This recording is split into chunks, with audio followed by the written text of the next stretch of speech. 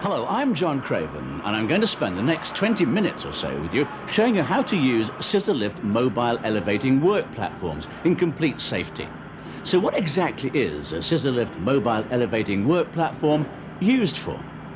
Well, EWPs, as they're called for short, are the modern alternative to ladders and scaffolding.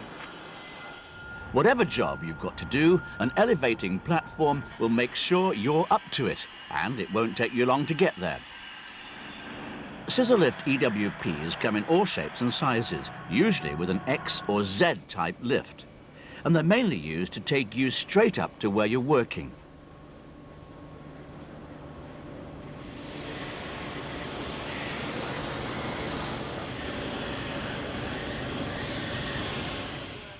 There are scissor lift EWPs powered by batteries for indoor work, where noise and fumes aren't acceptable. There are diesel-powered machines for more rugged work outdoors. And there are machines which work both inside and out, which have both battery and diesel power units. There are even some gas-powered machines. Scissor lifts go up, and they come down. Sometimes you'll have an extending deck to work from, and sometimes you'll be able to deploy jacks or outriggers for extra stability.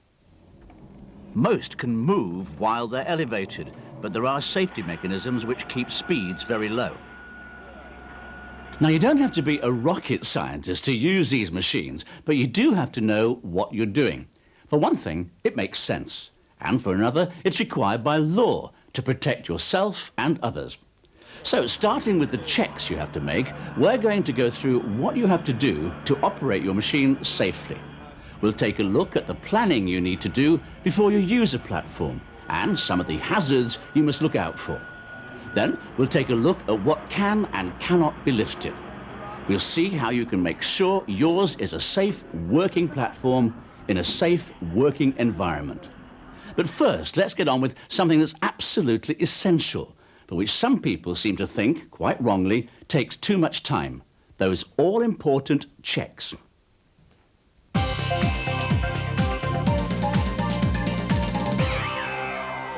Before you start work, you must inspect your machine, every shift, without fail. And don't think it's the hire company's responsibility. It isn't. It's yours, and it's required by law. But if you get your act together, you can do it without any fuss. The best way to check a machine is to walk around it and check everything as you come to it. Check the wheels and tires. Yes, that's in good condition. If the tires are in bad condition, like this, don't take the machine out. Now for the hydraulic oil reservoir. Check it using the gauge or a dipstick. Keep the fluid off your skin. It may cause dermatitis. You should always be aware of drips. Even a slight hydraulic leak is a sign of potential trouble.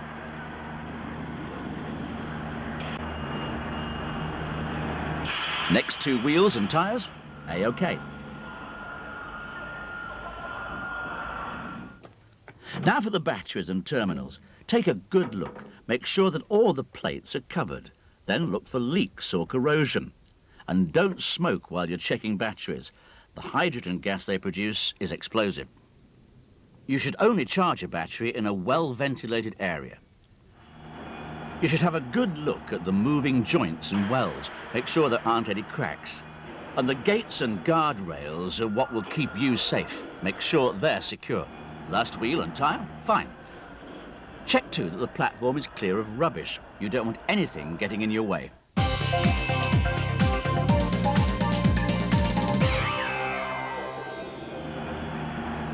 With the running checks, you can see if your machine is working properly. The last thing you want is to go up on a platform that won't come down again. Some of the running checks can be done at ground level, depending on the make and age of the machine. But if you elevate the platform, you can check not only that the lifting mechanism is working okay, but that any warning lights and sirens are working as well. And from an elevated position, you're also in a good place to look out for scissor lift operators' enemy number one: hydraulic leaks. And finally, you should check the controls on the platform are all working okay. You know how different cars have controls in different places. You get into a new car and end up flashing your windscreen wipers rather than your lights. Well, it's much the same for EWPs. No two control panels are quite the same. A few minutes looking at the controls could save you a lot of hassle later on.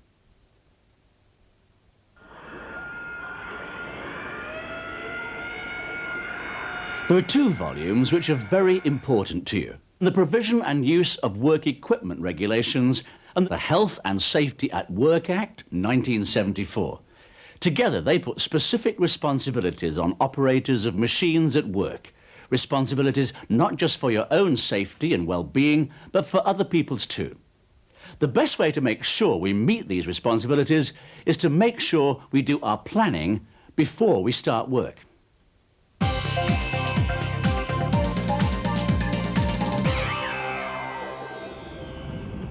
With thorough planning, we can make sure that every job is carried out in a safe working environment.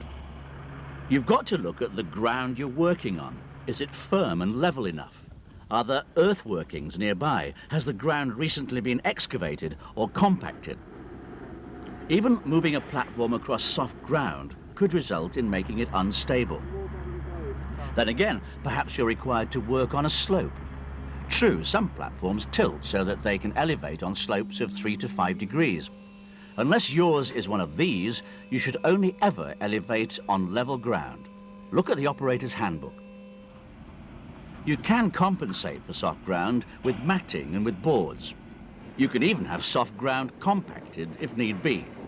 But if the ground can't be made level, then it can't be made safe. Don't improvise. Just don't raise the platform, and no maybes. Planning is extra important when you're moving a platform.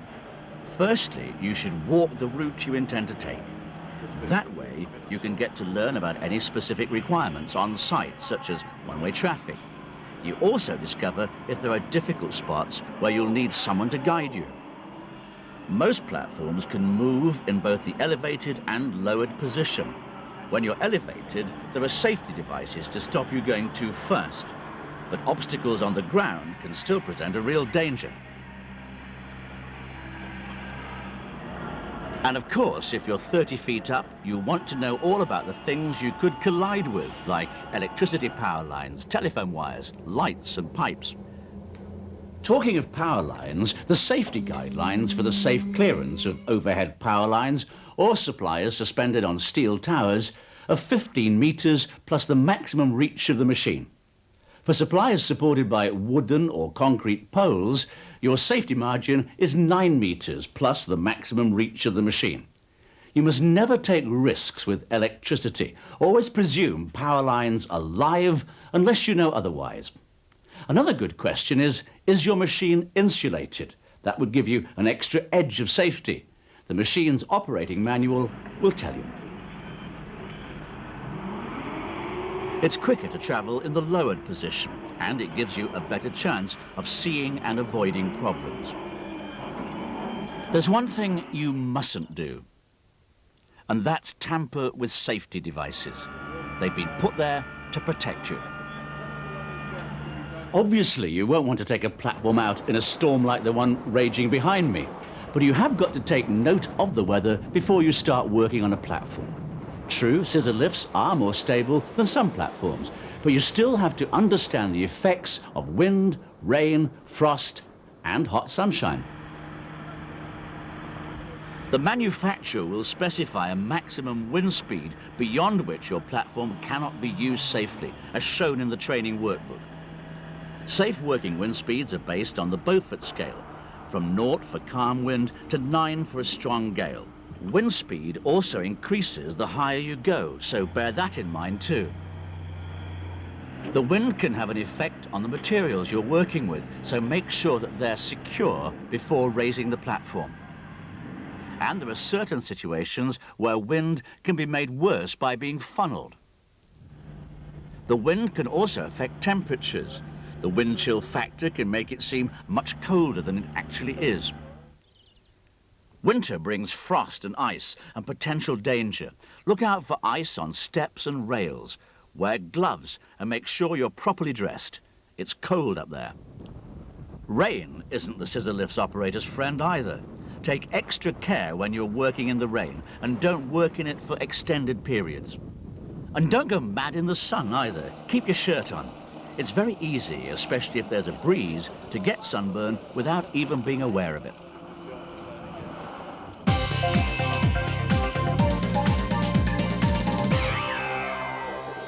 This is a crane, which is something your elevating work platform is not. EWPs are classified as lifting appliances, but the only thing they're meant to lift are people, their tools and equipment. Overload an EWP and you're taking a very big risk. Don't do it. All platforms have a safe working load, or SWL. You'll find a plate on the chassis which tells you in figures and pictures exactly what your platform is capable of. Don't exceed it, ever. EWPs should never be used as cranes. It's illegal and it's dangerous. If you can only guess the weight of a load, then add 25% to your estimate to be on the safe side. If your scissor lift EWP has an extension at the top, that extension will have a separate safe working load. Make sure you check that too. Yes, the base unit has counterweights, but even those have their limits. Stabilizers, jacks and outriggers are fitted to some EWPs to increase the surface area of the base unit and to make them more stable. They might work manually or by hydraulics, but if they're fitted, they have to be used every time the platform is raised. The right protective equipment should be used all the time, and that includes your hard hat and your harness, which should be attached to the anchor points on the platform. If there are no anchor points, you'll have to be careful, but do not attach harnesses to guardrails. Where you have safety equipment, use it. It isn't clever to dispense with safety devices, just daft and illegal. Use your safety equipment and have a safe day.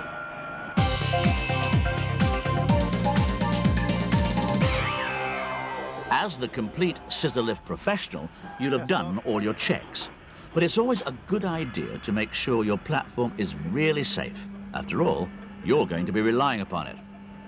Check that the guardrail's secure and safe and in the right place, and see that the gate mechanism is working properly.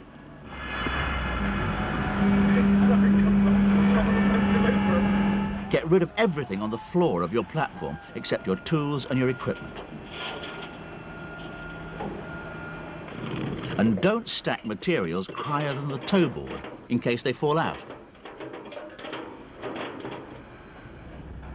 Certainly nothing should ever be thrown down from a platform. That could really spoil somebody's day. Under the health and safety laws, we have a responsibility not only to look after ourselves, but to look after other people too. Wherever you're working, you have to keep other site users in mind. Make sure they have a safe working environment too.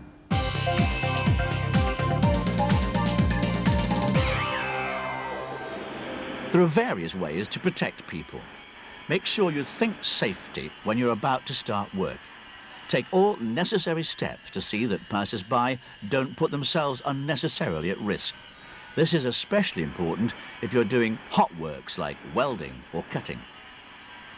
Make sure you know exactly what your scissor lift is capable of and use it accordingly.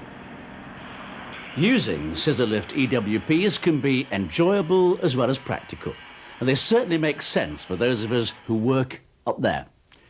Well, thank you for watching this program. Now for a quick recap. First, scissor lift EWPs come in all types and sizes for different kinds of work, inside and out. You must always check a machine before you go out in it, doing both static checks and running checks. Learn everything there is to know about your machine. With careful planning, such as inspecting your route and work site, you can help to keep yourself and others safe, as you're required to do by law. Be aware of the safe working load of your platform. Remember, it isn't a crane. If you're making estimates about the weight of a load, estimate on the side of caution. Make sure your platform is really safe before you go up. That means making sure everything is clear, secure, and in the right place. And remember that you're legally obliged to keep yourself and other people safe. So take the necessary steps to ensure a safe working environment for everyone. Make sure you never exceed the manufacturer's recommendations for height, lifting capacity, or operating in high winds or other weather conditions. When in doubt, you should always consult this, the manufacturer's handbook. Stay safe and you can make it to the top and back again safely.